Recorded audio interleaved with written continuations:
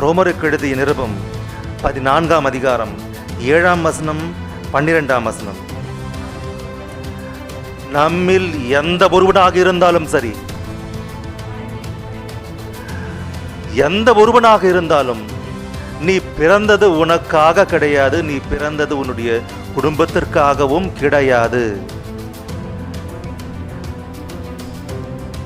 வேறொருவன் அல்லது வேறொருவள் அல்லது வேறு யாராவது வேறு யாராவதும் கூட உனக்காக கிடையாது. அவர்களும் தேவனுக்காகவே பிறந்தது.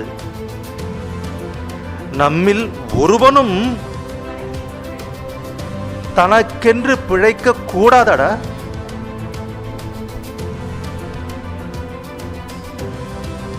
ஒருவனும் தனக்காக பிழைக்க கூடாது. Bible rule. கிறிஸ்தவர்களுக்கும் புரியல, வெளியாட்களுக்கும் புரியல, கிறிஸ்தவர்களுக்கும் புரியல, நம்பாளங்களுக்கும் புரியல.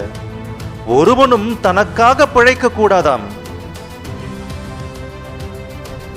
மற்றவர்களை உனக்காக பிழைக்க வைக்கவும் கூடாதாம்.